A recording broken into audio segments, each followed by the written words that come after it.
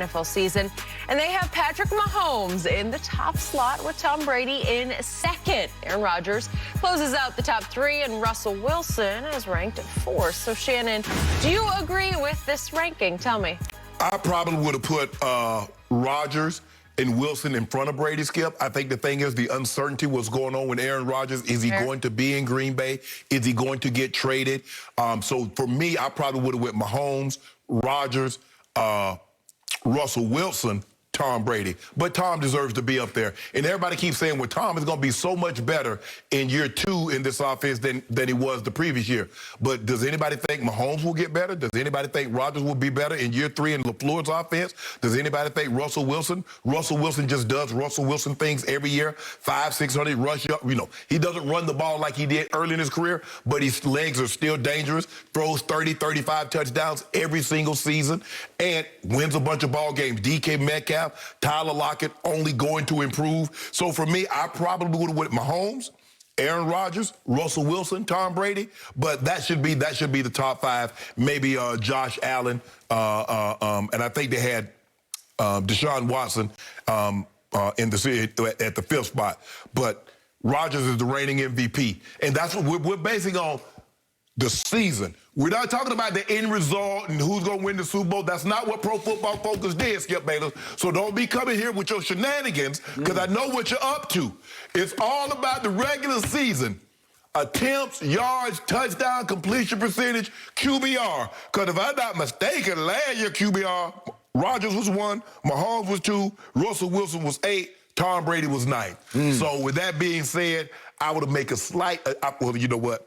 I fixed it. Pro Football Focus. I got Mahomes, Rodgers, Wilson, Brady. I fixed your era. So I have just one question for you. Okay. When will you ever learn? How many years of being humiliated by Thomas Edward Patrick Brady Jr. will it take for you to finally cease and desist and give in and give up and say, you know what? He's that guy. Skip, I got him at the fourth spot. What you want me to do? You just put Russell Wilson ahead of Tom Brady. How dare you? Skip. What would possess you to do that? Did you watch Russell last year after week 7? Do you know what Pro Football Focus ranked him after week 7 last year? He was the 14th best quarterback in the NFL. Do you remember what he did at home against the Rams in that playoff game? He stunk it up. Stunk it up. He had a QBR of 17 on a scale of 0 to 100. He was 11 of 27. 11 of 27? And you just put him ahead of the guy who won 4 straight playoff games and won the Super Bowl in his first year with Tampa Bay? Oh, Skip. And see what you did, you added playoffs into the mix. All I'm talking about, they said the regular season, Skip. Who's going to have the best season? Who, according to Pro Football Focus last year, ranked second in regular season grade? It was that guy Brady in Tampa Bay, right? Skip, That's what they did. I don't agree with their rankings. Okay, so they have him second, and the truth is, the God's truth of this is, if you just want to predict who is playing the best quarterback with the best supporting cast, well, it's Brady. He should be number 1 on this list because all he did in the playoffs was rank number 1 in Pro Football Focus. They didn't do the you added playoffs. I know, but it's projecting into this coming season.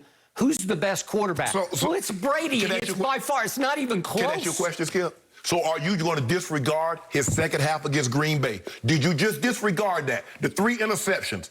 Are you going to just disregard that? They were already ahead. So done the damage they needed to do. And I kept telling you, Antoine Winfield Jr. was out for the game.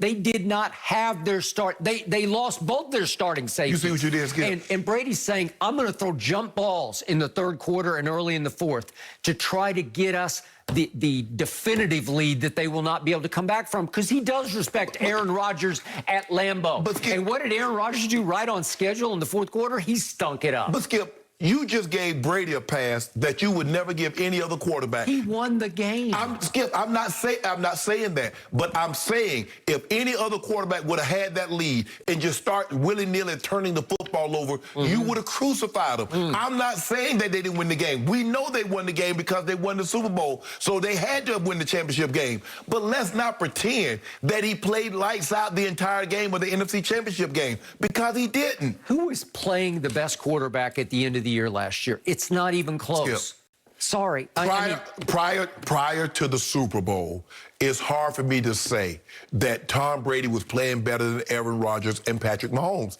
I just refuse to believe that. Now, if you want to base it on the totality at the end result, winning the championship, okay. But if you just look at up until Aaron Rodgers lost, you could honestly say Tom Brady was playing better than Aaron Rodgers. Up until the end of the season, you could honestly say that. No, you can't.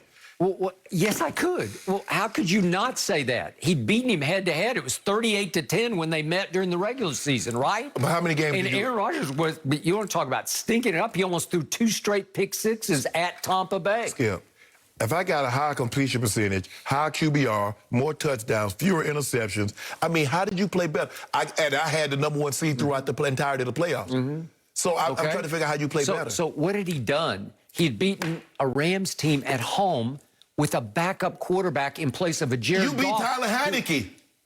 Okay, so Taylor Heineke. Yeah. You beat Taylor Heineke. Okay, but the guy was taking online classes 2 weeks prior. Okay, and you beat him. Okay, you proud of that? And then we beat Drew Brees at New Orleans, and then we beat Aaron Rodgers at Lambeau, and then we beat my homeboy in the Super Bowl. You be the guy and Drew Brees had already turned in the retirement papers. Oh, really? Yeah, they already turned them in. Okay. You know that, I know that. I think we turned them in for him. Now you turned them in for him. Skip, you guys won the Super Bowl. I'm not trying to discredit anything Tampa has done, but I'm saying if you look at the regular season and up until the game in which Aaron Rodgers played, he outplayed Tom Brady for 17, 18 games. You look at Mahomes, he outplayed him. Mahomes did a number on him head-to-head. That's what you just said, head-to-head. Now, Brady turned around and got his revenge when it mattered the most in the Super Bowl, but he didn't outplay my homeboy.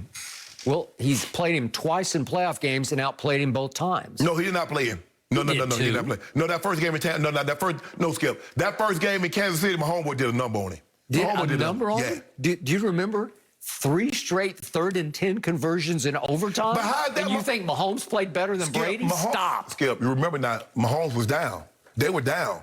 And Mahomes brought them all the way back and had the lead. Well, that's against that leaky Belichick defense. No, see, now it's the defense. Well, it was completely leaky. Let me ask you a question. Do you believe New England would have won if Mahomes had gotten the ball first? Because in situations like that, both offenses were hot. So it was going to come down to who got the ball first. Well, all I know is I'd never seen anybody, especially in overtime in an AFC championship game, convert 3 straight 3rd and 10s. It's impossible. It's impossibly great. You give him 0 credit for that. Well, if D Ford could see and not line up off sides, they had to pick and the game would have been over. Yep. All I know is Tom Brady has cost you maybe 50 cases of Diet Mountain Dew on this show, and you will not back off. You continue to dig in, and you continue to lose. And he's going to be 44 years of age, and I believe they're going to win every regular season game. So, right? I don't. Yeah, I do. But here's the thing, Skip. You keep talking about Brady.